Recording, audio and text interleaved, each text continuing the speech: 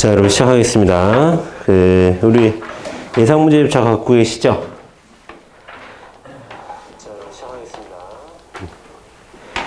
자, 예상 문제집 다 갖고 계시죠? 네.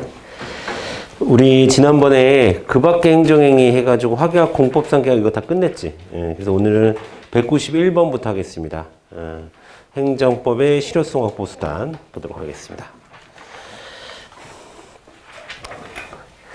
자, 여러분 이제 적법한 행정작용을 했어. 근데 말을 안 들어. 그러면 말을 듣게 해야 되죠. 그 말을 듣게 하는 것을 우리가 행정의 실효성 확보 수단이라고 얘기하는 겁니다. 당연히 권력적이겠죠. 당연히 처분성을 갖습니다. 근데 이제 개별 사안에서 처분성을 안 갖는 경우, 뭐 예를 들어서 뭐 공매통지나 뭐 이런 것들 잘 챙겨 두시면 될 것 같고, 자, 일단 큰 그림부터 먼저 좀 그리고 좀 시작하도록 하겠습니다. 행정의 실효성 확보 수단을 이제 크게 나누면, 한 세 가지로 나눌 수 있을 것 같아요. 첫 번째로는, 자, 행정 강제가 있고, 그쵸? 행정 강제가 있고, 또 하나는 행정 벌이라는 게 있습니다. 자, 그런데 행정 강제하고 행정 벌하고의 가장 큰 차이는 뭐예요? 행정 강제는 장래를 향하여 의무를 이행한 것과 같은 상태를 만들기 위해서 하는 게 행정 강제야. 장래의 의무 이행을 확보하기 위해서 하는 게 행정 강제야. 행정 벌은 과거에 위반한 것에 대해서 제재하는 것이 목적이에요. 근데 어쨌든 실효성 확보 수단이라는 관점에서 봤을 때는 행정 강제도 행정 벌도 어떻게 보면 그 실효성을 확보하려고 하는 장래적인 의미가 있는 거잖아. 그치? 그런 의미에서 봤을 때는 행정 강제를 직접적이다 이렇게 표현할 수 있는 거예요. 성격이. 그렇죠? 그렇지만 이거는 과거의 행위에 대해서 벌을 가함으로써 앞으로 실효성을 확보하려고 하는 목적이 있기 때문에 간접적이라고 얘기할 수 있는 겁니다. 크게는 그렇게 된다라는 거예요. 자, 그 다음에 이 행정 강제를 강제 집행과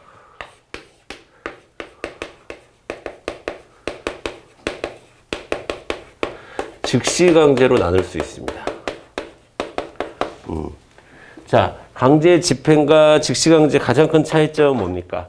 강제 집행은 뭐를 기다려요? 자, 의무를 부과하고 그것이 이행되지 않았을 때를 전제 조건으로 합니다. 이건 의무 부과 자체를 안 해요. 시간이 없어서, 너무 급해서.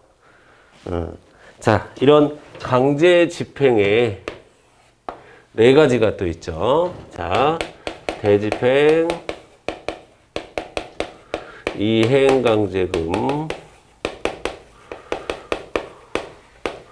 강제징수, 그 다음에 직접강제.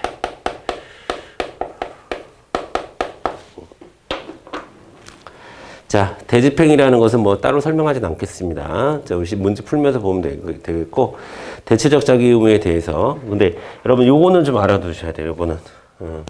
자, 이거 일반법 있어, 없어? 일반법 있어.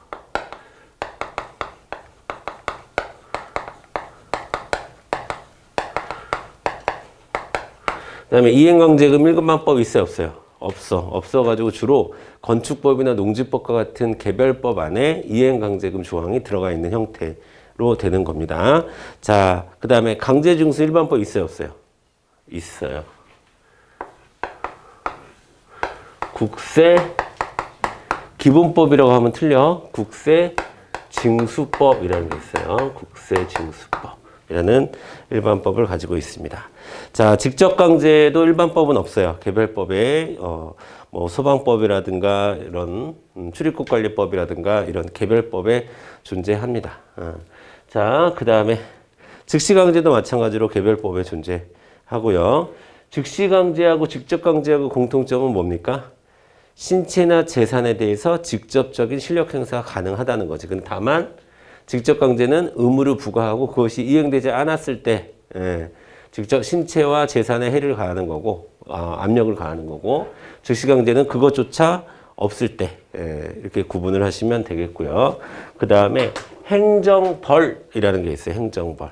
행정벌이라고 하는 것은요.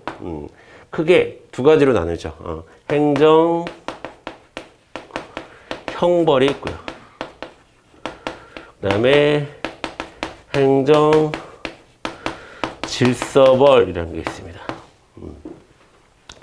자, 여러분 형벌. 행정 형벌을 일반법 자체를 논할 필요가 없죠. 이거는 당연히 형벌이기 때문에 당연히 형벌이기 때문에 형법이나 실제법인 형법이나 절차법인 형사소송법이 적용이 되겠지. 그치? 행정질서벌 같은 경우는 일반법 일수 없어요? 있다고 봐야 되죠. 자, 행정질서벌은 과태료를 내게 하는 거네. 그치? 자, 이거는 질서 위반 행위 규제법이 먼저 적용이 되죠. 자, 그 다음에 이젠 새로운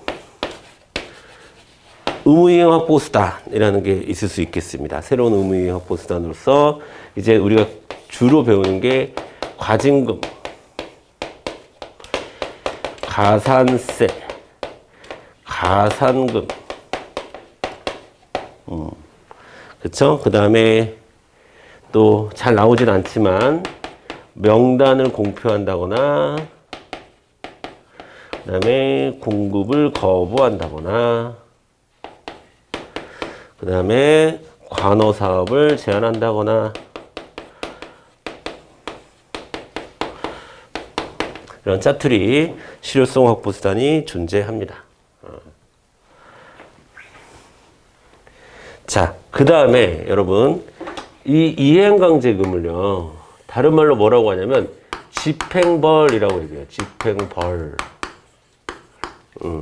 벌자 들어가는 걸 좀 정리를 해줘야 돼.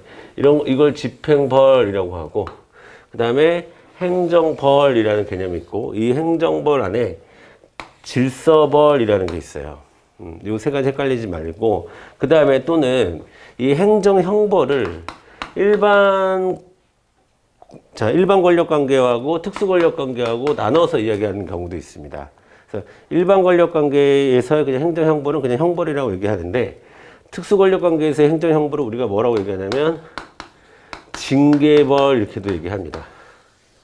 그래서 이렇게 벌자 들어가는 표현이 나왔을 때 헷갈리시면 안 돼요.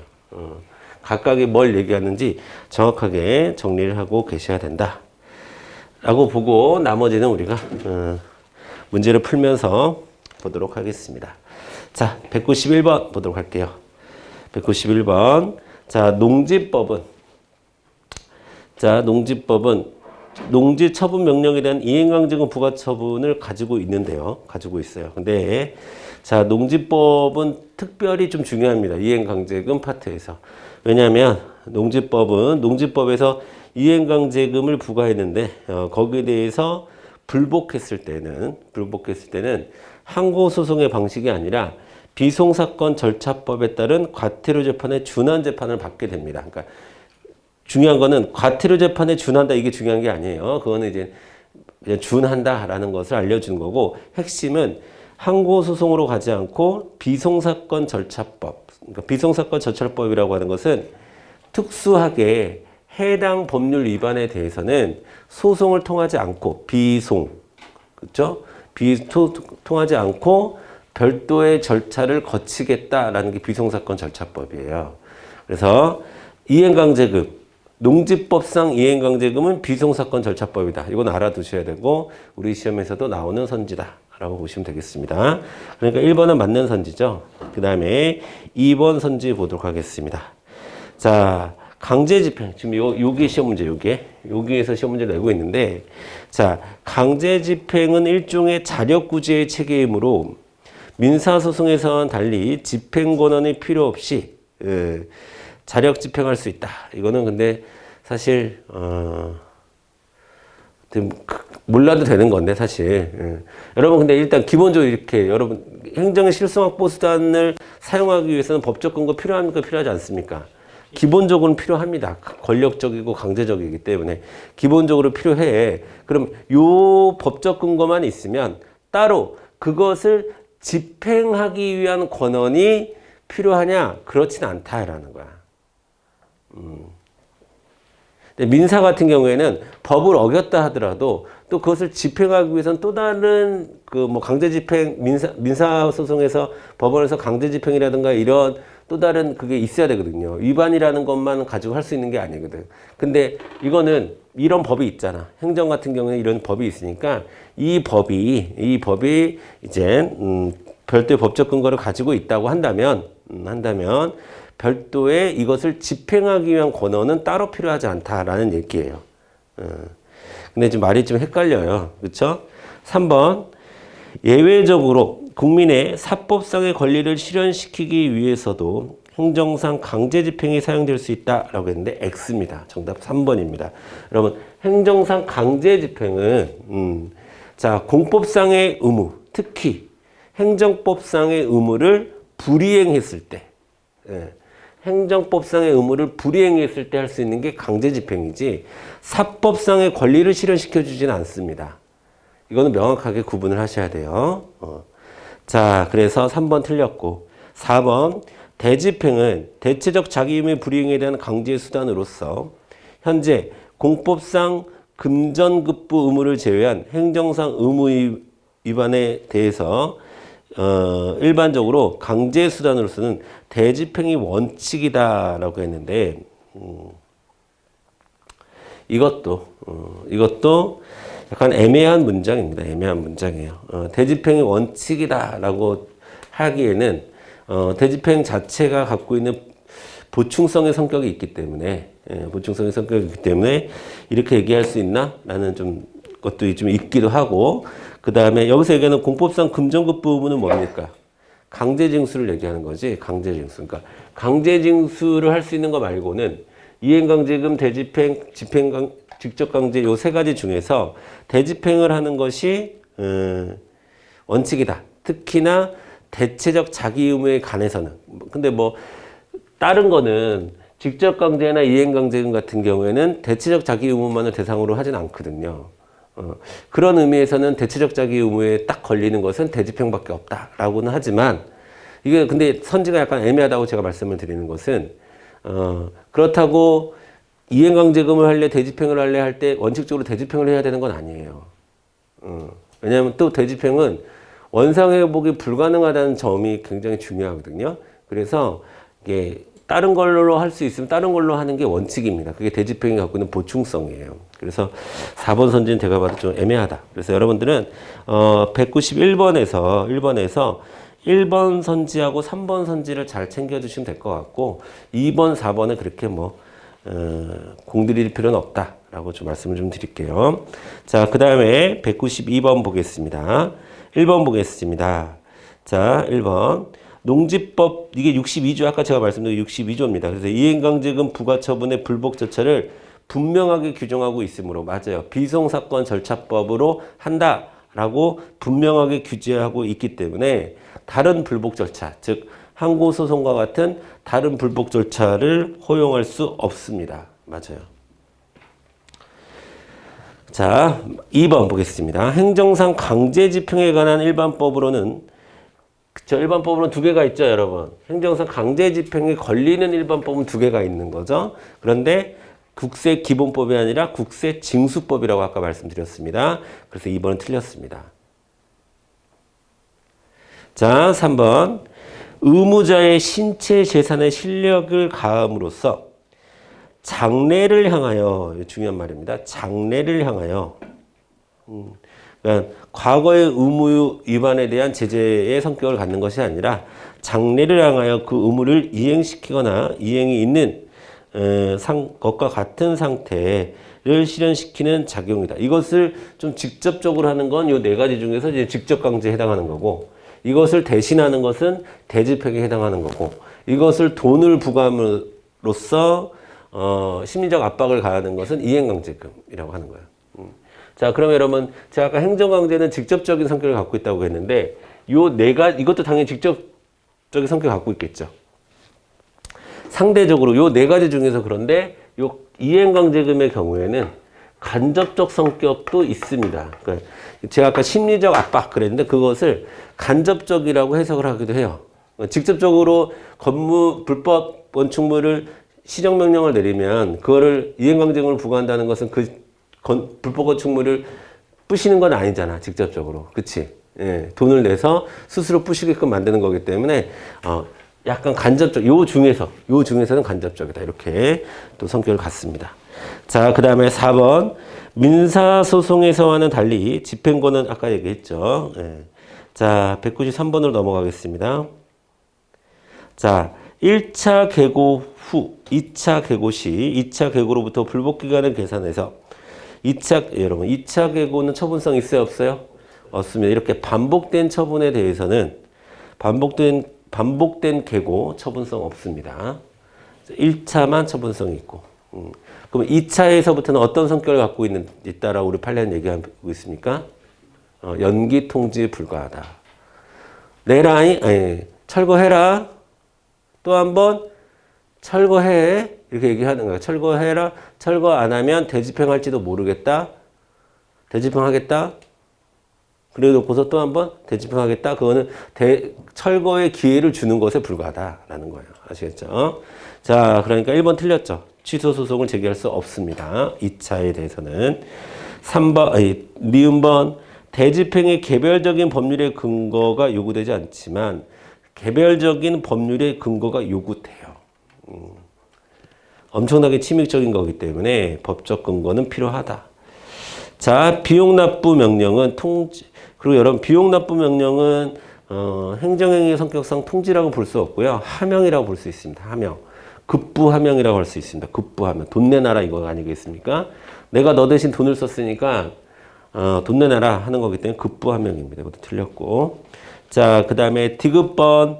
철거 명령과 계고가 하나의 문서로 행해질 수 있죠? 이거는 뭐 여러 번 했으니까. 이 리을번 철거 명령에 따른 철거 불이행하였다고 해서 항상 대집행이 인정되는 것은 아니다. 뭐 이렇게 나오면 맞는 거죠, 뭐. 그렇죠? 항상 대집행을 해야 되는 건 아니죠. 이행강제금을 부과할 수도 있고. 그렇죠? 자, 그다음에 미음번 의사가 환자의 치료를 거부하는 경우. 자, 이거는 참, 그러니까 요런 식의 문제를 좀, 예상 문제집에서 많이 내고 있는데, 안타까운 거는 좀 근거가 부족해. 근거가 부족해서, 근데 지금 제가 한번 여러분의 설명을 좀 드려볼게요. 일단, 의사가 환자의 치료를 거부할 경우 대집행할 수 있습니까? 우리가 의사야? 공무원이 의사야? 그런 건 아니잖아요. 그쵸? 이거는 비대체적입니다. 그쵸? 그래서 안 돼. 무조건 치료 이런 거 나오면 대집행 안 돼. 전문적인 건 안 돼. 자, 그 다음에 토지 수용의 대상인 토지와 건물의 인도 동그라미 치고 인도를 대집행함에 있어 거주하고 있는 사람을 강제로 퇴거에 동그라미 치고 여러분 인도 명도 퇴거 안 돼. 안 되죠. 안 됩니다. 여러분 모르셔도 돼요. 여러분 모르셔도 되는데 부동산법에 보면 명도와 인도가 나와. 이 명도와 인도는 무슨 뜻이냐면요, 여러분. 점유권.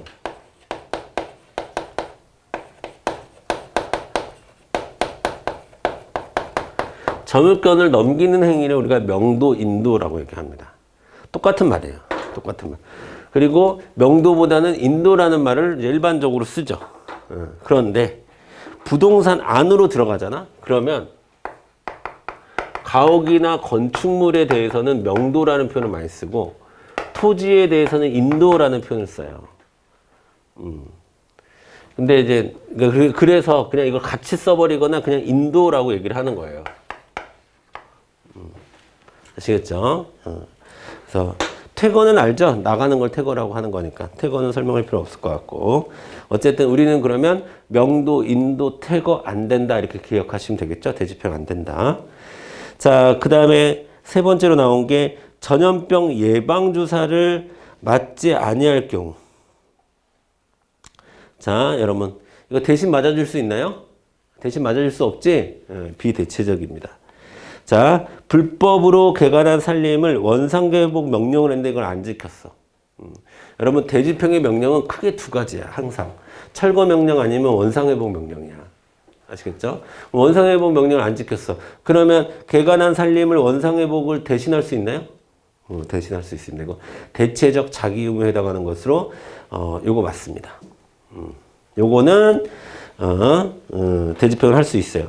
그러면 그리고 근데 이거 0.02제곱미터 추가하여 건축물을 건축한 경우 이것도 대체적 자기 의무죠. 그렇죠? 하지만 이거는 포인트는 이건 판례가 있어요, 여러분. 판례가 0.02제곱미터 그러니까 0.02제곱미터를 알아두셔야 돼요. 0.02제곱미터 정도는 공익을 해치지 않기 때문에 대집행까지 할 필요 없다라는 판례가 있어. 그래서 여기서는 맞는 말이야. 그러니까 4개가 맞는 말이야. 치료, 인도태거, 예방주사, 0.02제곱미터. 여기를 포인트로 잡고, 그리고 한 개가 남죠. 한 개만 대집행 되는 거고, 총 5개가 지금 제기가 된 거거든, 미음번에서.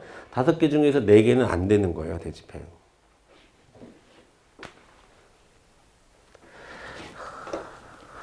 자.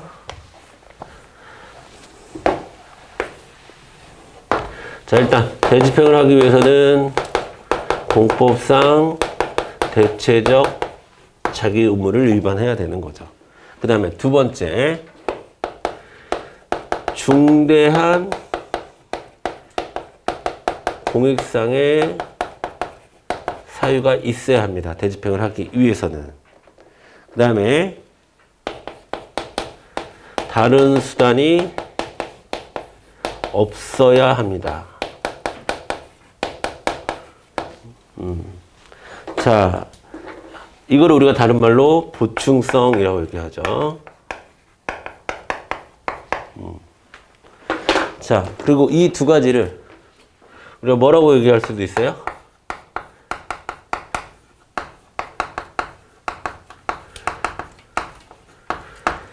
자, 행정법의 일반 원칙이자 최근 행정기본법에 들어가 있는 비례 원칙을 따진다는 거죠. 이건 비례 원칙 중에 뭘 따지는? 중대한 공익상의 사유를 따지는 건 비례성의 적필상 중에 뭐야? 상당성을 따진다는 거지. 이건 뭐야? 최소 침해하겠다. 필요성을 따지겠다는 얘기지. 자, 그래서 요게 있어야 돼. 그러니까 0.02 같은 경우에는 0.02 여러분 생각을 해보세요. 0.02제곱미터를 추가했다고 해서 공익에 해를 끼칠까? 0.02제곱미터면 얼마입니까? 조금 삐져나온 거 아니에요? 건축물이 조금 삐져나왔어. 규격보다. 됐죠? 자, 그 다음에 194번 가겠습니다. 자, 일단 194번은 답이 없어요. 문제 잘못됐습니다. 답이 없어요. 옳은 것은 빵개, 가나, 다라 다 틀렸습니다. 가나, 다라 다 틀렸는데 이제 중요한 거 볼게요. 일단 가번은 중요하고 별표 치고 여러분이 꼭 이거는 시험 문제 잘 나오는 거죠. 잘 나오는 겁니다. 자, 뭐가 보여야 돼요? 협의 취득이 보여야지. 협의 취득은 사법상 행위죠. 사법상 행위입니다. 자, 때문에 대집행의 대상이 될 수 없습니다. 자, 대집행의 대상이 될 때, 요건을 할 때 제일 먼저 나오는 단어가 뭐야? 공법상이고.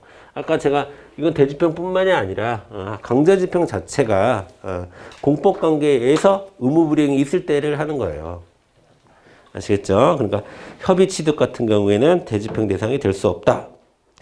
자, 가도 많이 나오고 나도 많이 나와.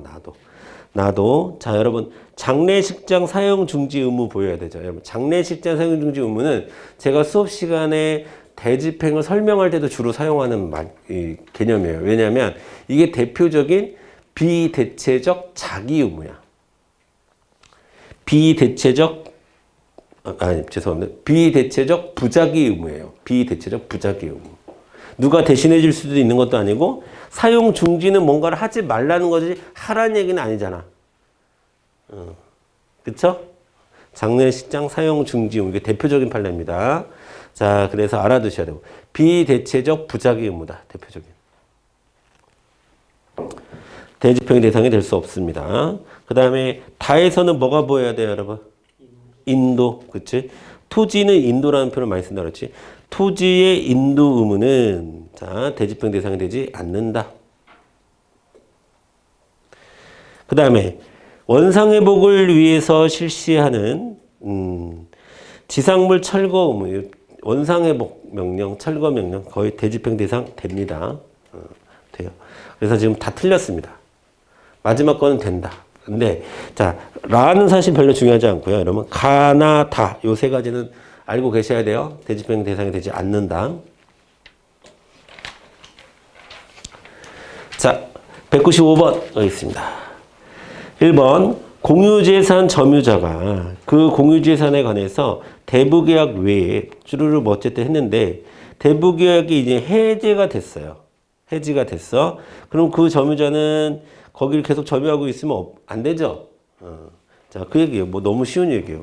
그 다음에 2번 행정행위는 본질적으로 집행력이 인정되기 때문에 행정대집행법 등과 같은 근거법규가 없더라도 강제 집행을 할 수 있다라고 했는데 안 된다고 아까 말씀드렸죠.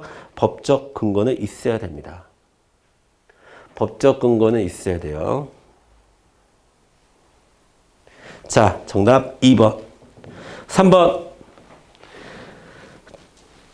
자, 이것도 뭐 워낙에 많이 나오는 거죠. 전후의 문서에 있으면 되는 거죠. 그리고 계고는 얼마든지 생략도 가능하고요.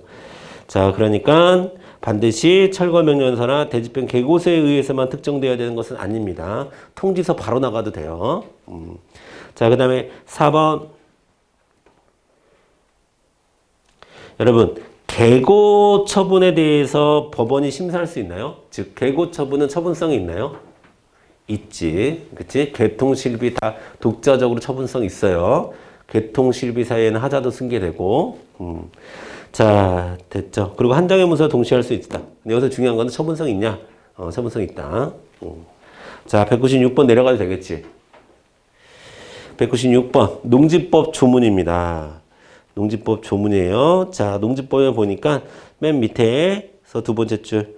자, 해당 처분명령을 이행하지 아니한 자에 대한 에게 해당 농지의 토지가에게 20%를 이행강제금을 부과한대요. 이건 무슨 문제인지 모르겠어요, 여러분. 이행강제금이 집행벌인 걸 아냐? 뭐 이런 걸 물어보는 것 같은데 정답 2번이죠. 2번. 벌자 들어가는 표현 여러분 잘 정리해 주세요. 이행강제금은 집행벌, 과태료는 질서벌. 아시겠지? 그 다음에 특수권력관계에서 즉 공무원 징계 같은 거 그런 건 징계벌 이런 거 얘기하는 거고 요 두 가지를 합쳐서 행정벌 이렇게 얘기하는 거야. 아시겠지? 자, 그 다음에 197페이지로 가도록 하겠습니다. 이게 아까 제가 말씀드렸던 겁니다. 이행강제금이란 부작위 의무, 대체적 자기 의무, 비대체적 자기 의무, 수인 의무 이거 다 맞아요.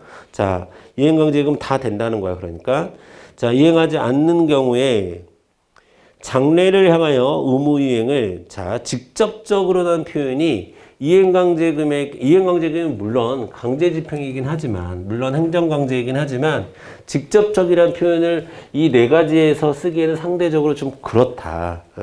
그래서 간접적 또는 심리적 이런 표현을 써야 돼요. 직접적이라는 표현은 어울리지 않습니다. 간접적 또는 심리적으로 강제하기 위해서 금전적 부담, 여기서 부담이 뭐야? 부담이 심리적이고 간접적인 어떤 걸 주려고 하는 게 부담이잖아, 부담. 그치? 그리고 집행벌이라고도 한다. 맞아요. 그 다음에 보겠습니다. 자, 소방기본법, 소방활동 종사명령, 물건 폐기 압수, 마약류 중독자의 치료보호, 마약류 폐기. 이런 건 뭡니까? 이런 건 뭐야? 즉시강제지. 즉시강제의 사례들입니다. 여러분, 즉시강제. 즉시강제는 직접 강제랑은 달라요. 그리고 즉시강제는 의무이행을 기다릴 여유가 없을 때 하는 거잖아요. 그쵸? 그래서 틀렸습니다. 직접 강제가 아니라 즉시강제라고 봐야 돼요. 여러분, 실력에 의한 예방접종, 집회 군중에 대한 강제 해산, 그 다음에 그쵸? 강제 출국 조치, 그 다음에 무허가 영업소에 대한 강제 폐쇄 등은 직접 강제로 볼 수 있다라고 되어 있는데, 자, 요거는 좀 문제 자체가 성립할 수 없습니다. 왜 그럴까요? 의무를 부과했다라는 얘기가 없어. 근데 여러분 이 네 가지 있잖아요. 여기 지금 다에 나와 있는 네 가지 있죠. 이거 다 직접 강제의 판례예요.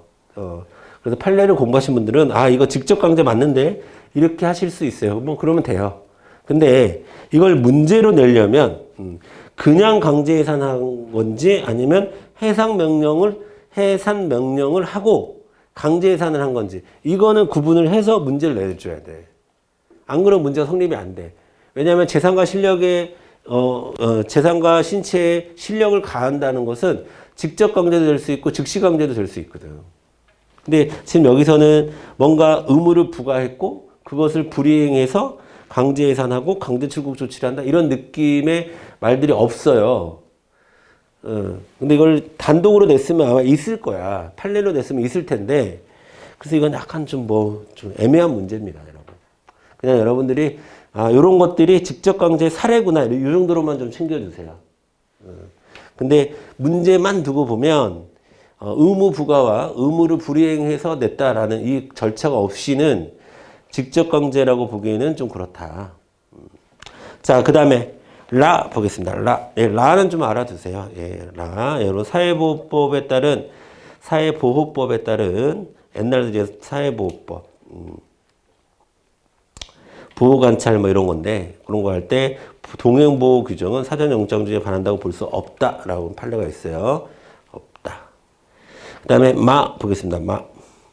공정거래위원회는 과징금을 부과할 때 할 것인지 여부와 그러면 공정거래위원회에서는 여러분 과징금을 부과할 수도 있고 사업 정지 명령을 할 수도 있습니다. 근데 사업 정지 명령을 할지 과징금을 부과할지 그 여부에 대한 것은 재량을 갖습니다. 그리고 과징금의 부과액수를 얼마로 할 건지는 당연히 재량을 갖고요. 그래서 마가 맞습니다. 과징금은 다시 과징금을 할지 영업정지로 갈지도 재량이고 과징금 액수까지도 재량을 가지고 있다. 이렇게 보시면 되겠습니다. 자, 그래서 마는 확실히 맞습니다. 마는 확실히 맞아요. 그 다음에 다라는 확실히 X고 다는 아까 그냥 좀 애매하다 말씀을 드렸고 그 다음에 마 확실히 틀렸죠. X입니다. 자, 이행강제금의 또 다른 특징 중에 하나가 뭐예요? 일신전속적 성격을 갖고 있습니다. 그래서 자 건축주에 대해서 건축법상 이행강제금이 부과됐는데 사망했어요. 그러면은 상속인에게 자동 승계되지 않아요. 그럼 어떻게 해야 돼? 상속받은 사람에게 다시 부과해야 되죠. 근데 사망한 사람한테 부과했으니까 이 사람이 내야지 하고 기다리고 있으면 안 된다는 거야. 아시겠죠? 일신전속적 성격이 있기 때문에 198번 가겠습니다. 1번 보겠습니다. 자, 우리 이행강제금에 대한 내용이에요. 옳지 않은 거. 자, 이행강제금 시정명령을 위반한 자에 대해서 이행강제금 보통 시정명령이라는 단어가 많이 나옵니다. 시정명령. 그 다음에 이행강제금을 부과하는 것은 과잉금지 원칙, 이중처벌의 원칙에 위배되지 않는다. 당연하죠. 자, 그 다음에 2번. 판례에 의하면 이행강제금은 비대체적 자기 의무에 대한 불이행을 제거하기 위한 것이기 때문에 말도 안 되죠. 대체적 자기 의무도 인정하죠.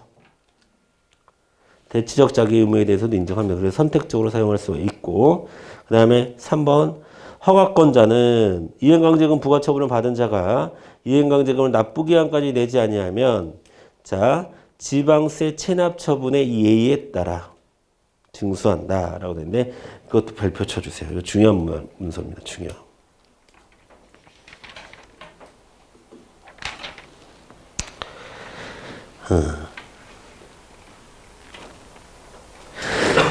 자, 요거를 좀 제가 왜 별표 치라고 했냐면 뒤에 199페이지에 3번하고 비교를 해야 되거든. 199페이지에 3번하고 좀 이따 199번 3번 할 때 좀 자세히 말씀드릴게요. 그 다음에 4번 보겠습니다. 198페이지 8번 4번. 자, 이거 별표 쳐야 되죠. 이거 이행강제금에서 가장 많이 나오는 판례 중에 하나입니다. 자, 이거는 뭐예요? 중요한 건 이행이 중요하다.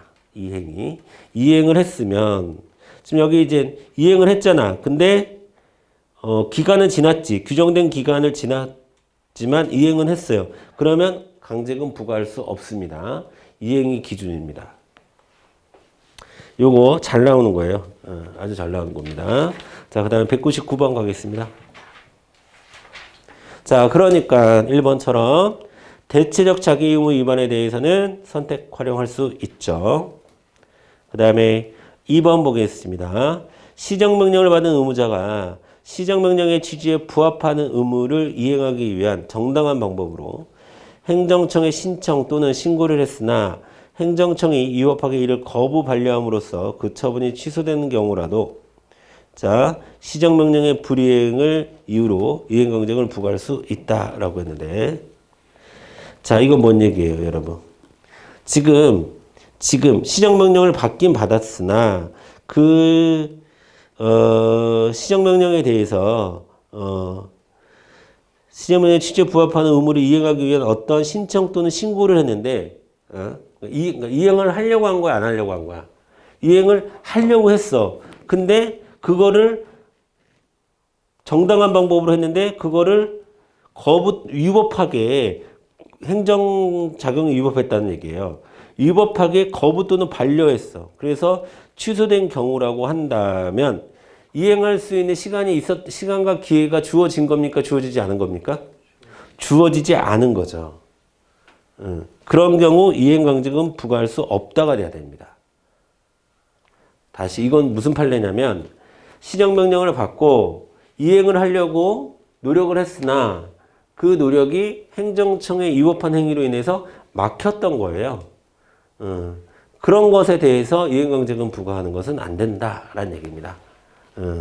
정답은 2번이 되겠습니다. 3번. 자, 공유 일반 재산의 대부료 지급을 민사소송으로 구할 수 없다가 맞아요. 자, 여러분, 행정재산도 아니고 일반 재산에 대한 대부계약. 사법관계예요, 공법관계예요? 사법관계입니다. 그리고 대부료 내 이것도 사법관계입니다.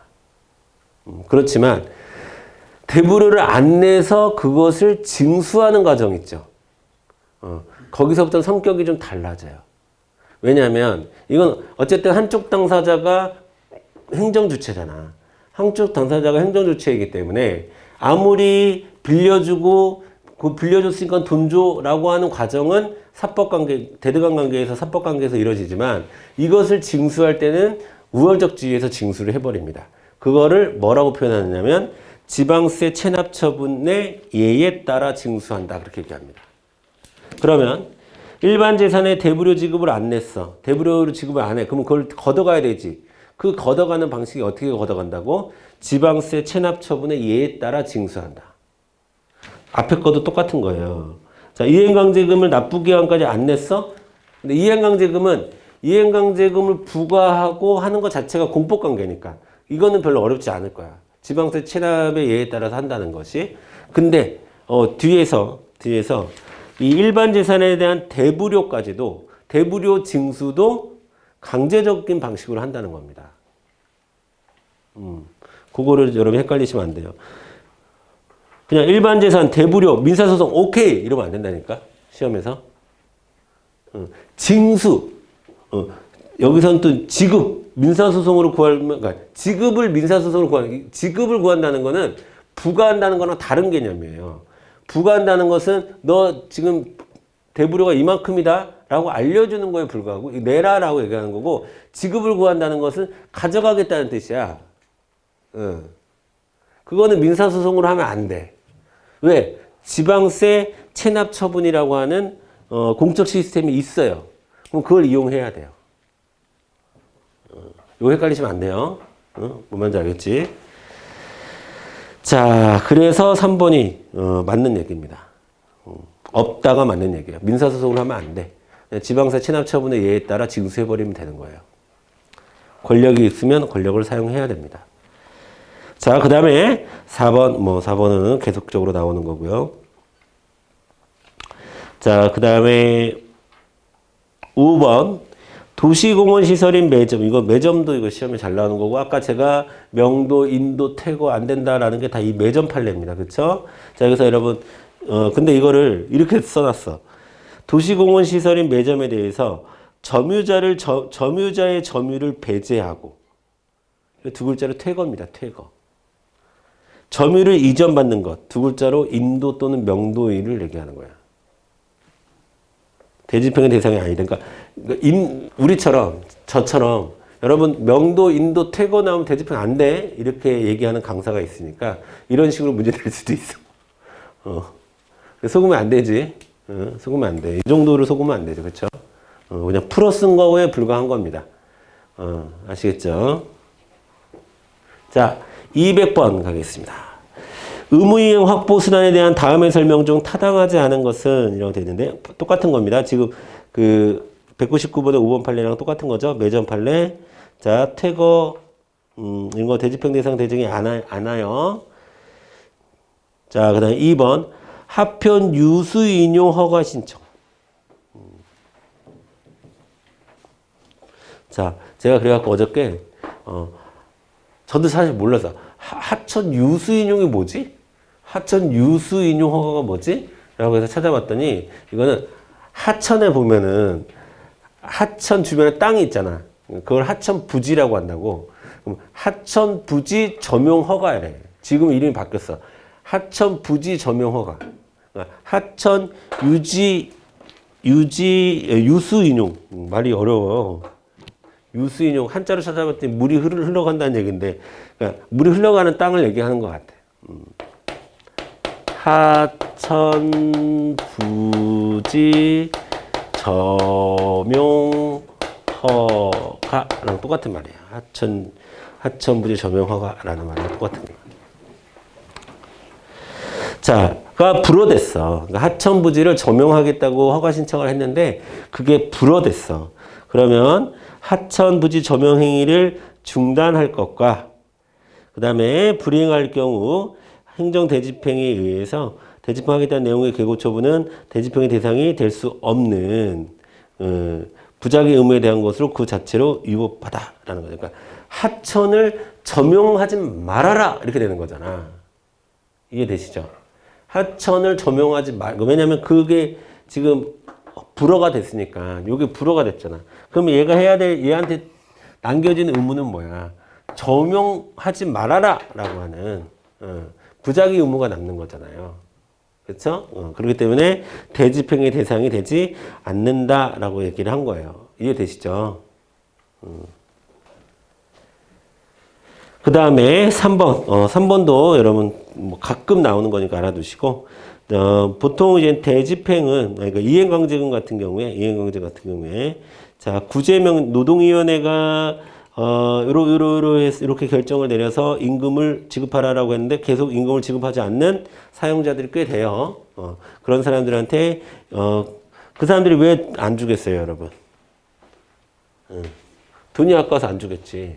그러면 돈을 아까워하는 너에게 내가 돈을 내라고 하면서 너를 압박하겠다 이렇게 되는 거예요. 그러면 어느 순간 그 사장이 야, 이행강제금 내느니 차라리 임금 주고 끝내야 되겠다 이런 생각 하겠어요, 안 하겠어요? 하겠지. 자, 그래서 적법한 겁니다.